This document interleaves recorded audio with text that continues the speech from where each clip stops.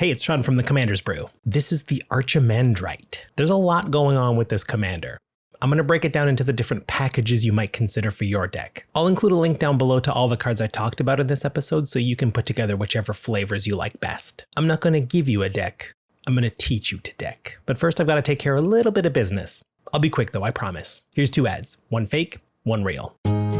Here at Darksteel Industries, we're always trying to be on the cutting edge of innovation. We've got all sorts of prototypes we've been working on. They can be really big if you wait a long time to cast them, or they can be really small if you want them right now. And if you do want them right now, we've got a special Black Friday deal where all you have to do is email us and we'll send one right to your door. They're great for helping you around the house with common chores like sweeping, walking the dog, helping the kids get sandwiches for school. And we promise they won't try to assimilate you into a Phyrexian army. Order today. And now the real ad from the Wizard's Tower.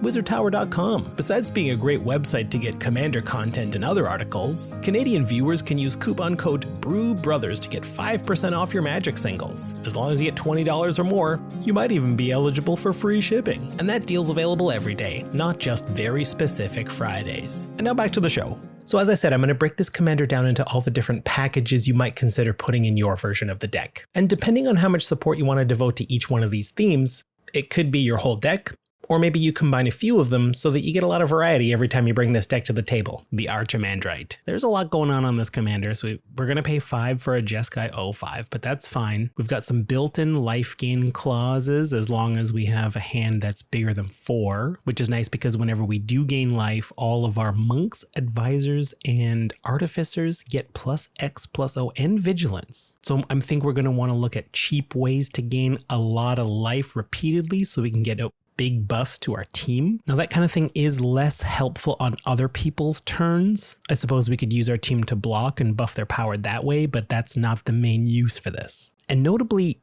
it doesn't have any restriction. It's just each instance of life gain pumps the team. I think the interesting move here is that if we're attacking and one of our creatures has first strike and lifelink, that creature will do damage first, we'll gain that life, and then the whole team of the respective types will get an additional buff before their main damage phase. And weirdly enough, there isn't any equipment that gives a creature both first strike and lifelink, unless you count Eater of Virtue, but you have to do a lot of work to make that thing give you actual lifelink and first strike. I don't think we want to go through that. And then someone like Audric Lunarch Marshal, although very powerful in a combat deck, doesn't work for this particular thing because it'll give everybody first strike. There's nobody there to get the buff for the main strike portion. Although at that point, double strike works very nicely. And back to the Archimandrite, we can also tap 3 of our special types to get some draw, but I don't know if we'll be able to take advantage of that unless we go incredibly wide. We're probably not going to outpace the regular access we have to card draw in blue. It's a nice bonus, but we're not going to focus on it. Let's look into the Artificers.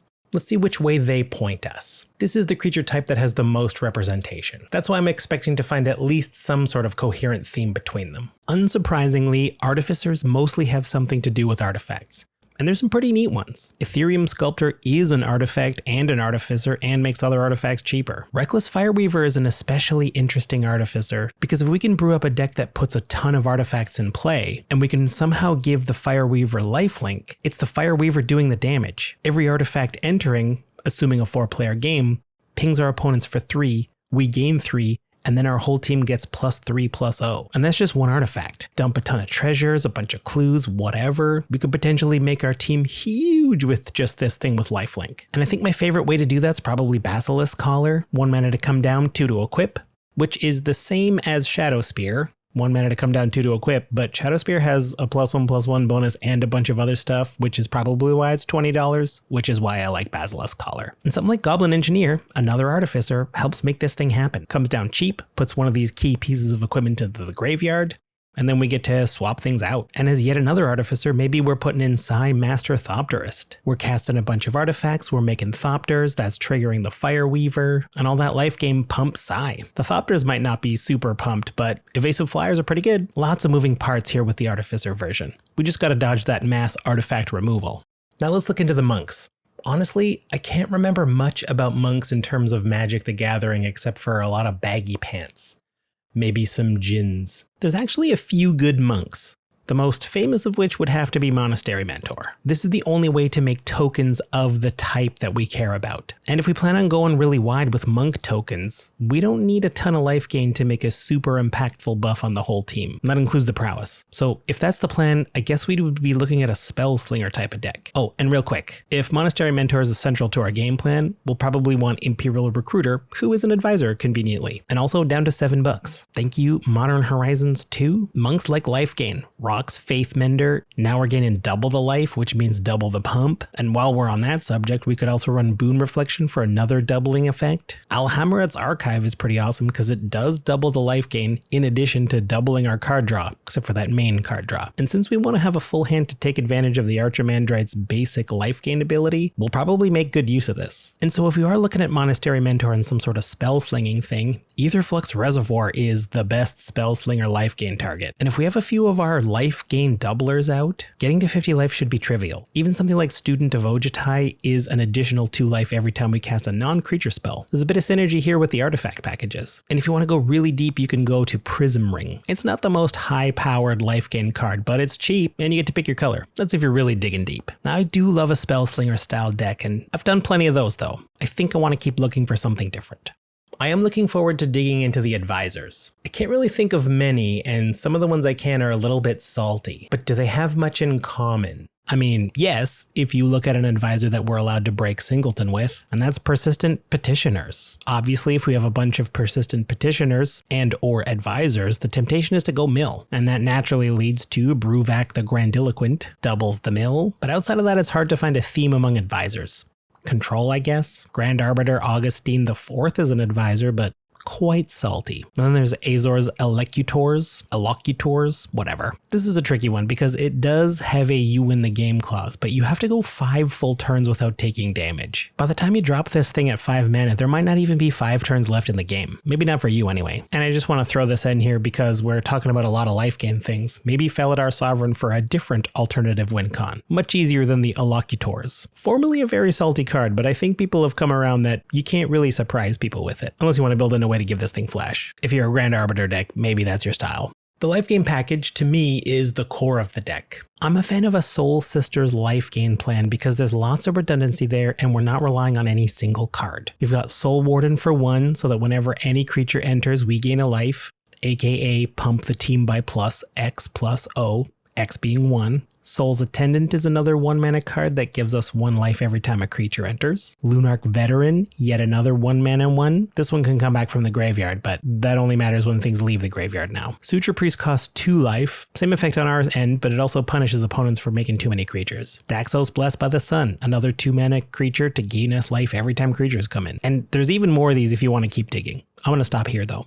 I mentioned some life gain doublers earlier, but if we're going to be gaining our life 1 point at a time, we can effectively double that life gain by a bunch of creatures that add an extra life whenever we do gain 1. It's just about balancing them at this point. You got Cleric class for 1. This is one of those effects that turns all of our single Soul Sisters life gain triggers into 2 life. And if we manage to up this to level 2, that's going to be 1,000,000 triggers and 1,000,000 +1/+1 counters. In addition to the buffs to the creature types. Knight of Dawn's Life, same thing, but it's a 2 mana creature. Angel of Vitality, same thing, 3 mana creature.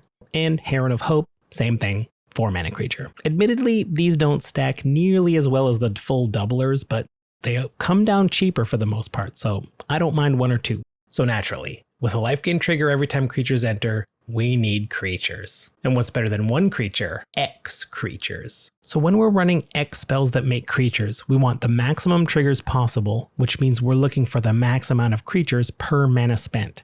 That means minimum pips. One of the all-time token generators is Secure the Wastes. Only a single pip to start it, and you get X tokens. Now, it is instant speed, but I do need to remind you, we probably want all this to happen during our main phase to get all those lifelink triggers so that our team gets buffed. That buff goes away if we make these on the turn prior. Tempt with Vengeance is another single pip to start. There is that tempting offer thing, so we could be giving our opponents a bunch of chump blockers, but I don't think any opponents would take us up on that tempting offer though. Once they see what our engine is doing, they certainly can't give us another handful of elementals, right? And then to pay a little bit more to start it, Finale of Glory cost X with 2 white pips, but we get more significant creatures. And if we pay enough, way more angels as well. The upside's pretty high here. Horn of Valhalla is especially interesting because it's a 2-pipped X spell to make soldiers. That's nice.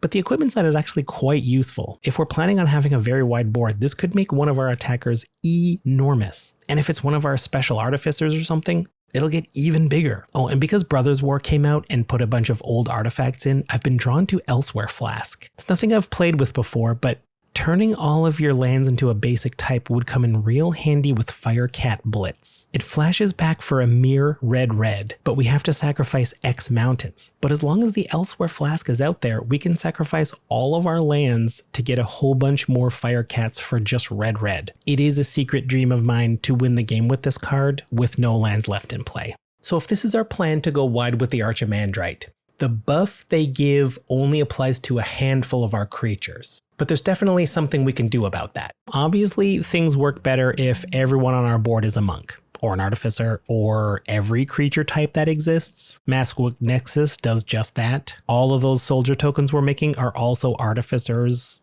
monks, advisors. We're not going to get triple buffs from them, but every one of those little tokens gets buffed, including the Soul Sisters that started this whole thing. Mirror Entity is another fantastic include for something like this. Notably, this is for the tokens that were on the board before this attack phase. If we make everyone into a monk, and then we create a bunch of soldiers, all of those Soul Sister life gain triggers will buff up all the tokens from the previous turn, but the ones that just came in don't have the buff right now. Then there's something like Volatile Claws. Just a simple pump spell, but it gives the creatures all creature types, which is pretty relevant. Again, we'll probably need to do this before we cast another batch of tokens. So we won't get the element of surprise, but we'll get the element of a massively buffed team. Then there's something like Dragon Throne of Tarkir. Although we won't be buffing all the creatures, we can put this on a different advisor, and then when that creature gets buffed, we can give +X to the rest of the team, including Trample. That's the key part here. And another way to make everyone into something else is with Brutaclad. I love sneaking Brutaclad into decks. Not only does he give all of our creature tokens haste, which is probably important, the fact that we're making so many at sorcery speed, but also if we have a token copy of a monk for some reason, now we can turn all of those soldier tokens into monks.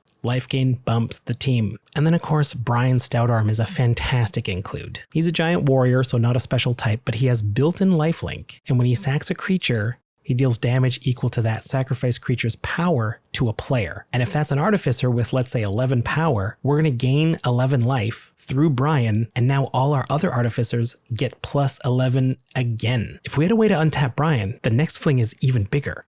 And the best way to untap creatures over and over again? Auras, featuring another advisor who is also a super cute fox, Light Paws. She is the cutest and draws plenty of hate, but hopefully we'll have some protection. Light Paws would be our aura target because every time we cast an aura, we get to find another cheaper one and put it right onto Light Paws. But as I said, an aura strategy can be risky, especially if we're paying a lot of mana, so I'll definitely want something like Lightning Greaves to protect Light Paws. I'm typically not a fan of automatic hexproof because I think limiting interaction in a commander game is a net loss in fun, in my opinion, but obviously you gotta consider it if you're putting all your eggs in a basket like this. And so here's some auras. Burning Anger. It's a 5-mana aura that lets a creature tap to do their damage to any target. I'm thinking players.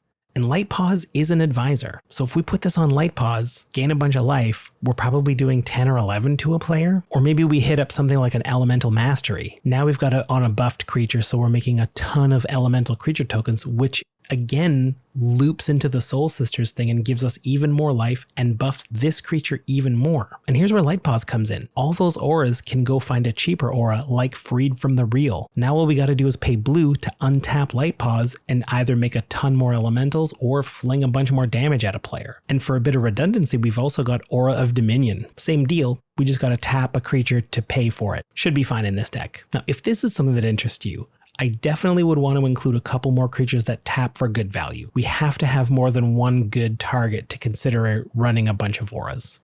And if we do get some untappers, here's a couple cards I don't mind running even if we don't get them. Brian Stoutarm. I talked about him before, but now imagine him with an actual untapper on him. We're gaining life every time, so as long as we have more special types to sacrifice, each one gets exponentially bigger. You know, at that point, maybe we have Oswald Fiddlebender. Being able to sack an artifact to tutor something else up is very useful. We've got key pieces of equipment that make things happen.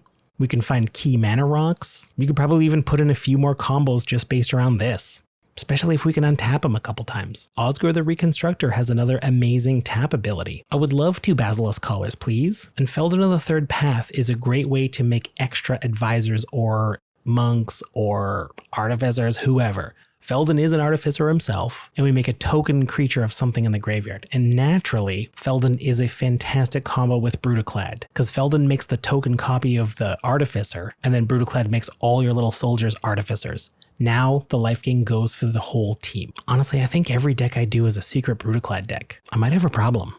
There's so much here. I'm almost overwhelmed. And maybe this is a lot of work we don't need to do. Archie gains us life for having a massive hand in our upkeep. So what if that's our life gain plan? Whatever it says on the commander. We'll draw a ton of cards, we'll make sure we have no maximum hand size. Then we can dump a bunch of specially typed creatures to just swing out for tons. The first part of this plan is pretty simple. There's no shortage of X draw spells like Pull from Tomorrow. This one's my favorite because you get to look at one additional card for the same mana. You have to discard it, so you end up net the same as Blue Sun Zenith, but you get something in the graveyard, which I think is nice. Or something like Reliquary Tower.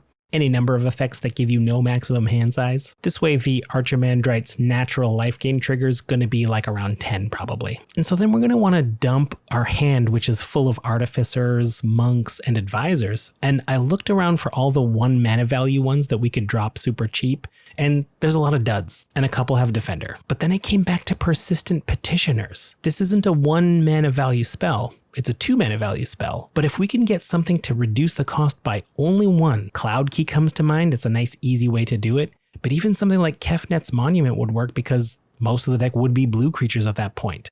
So now we've got a super wide team of petitioners. We're not really interested in the mill side because each one of those is going to get buffed up like crazy because of our massive hand size, and we're just swinging in with them. Of course, we're going to want an archetype of aggression with one of our few non-petitioner slots to make sure the whole team has trample, or even maybe a crash through, just a little cantrip to give them trample as well. I think I'd make room for that Dragon Throne of Tarkir here also. The best part is, this deck is simple enough to brew if you're allowed to use 28 copies of the same card.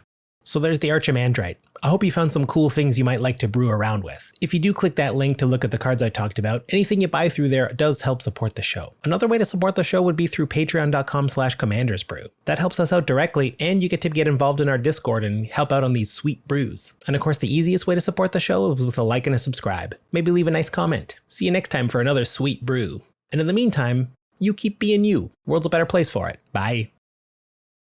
So if you're a fan of hiding a secret commander in the deck like Brutaclad, I got a couple of decks featuring Rocco from New Capenna. There's so many options for secret commanders with Rocco that I couldn't keep it in one episode. Here's the first one. If you love it, watch the next one.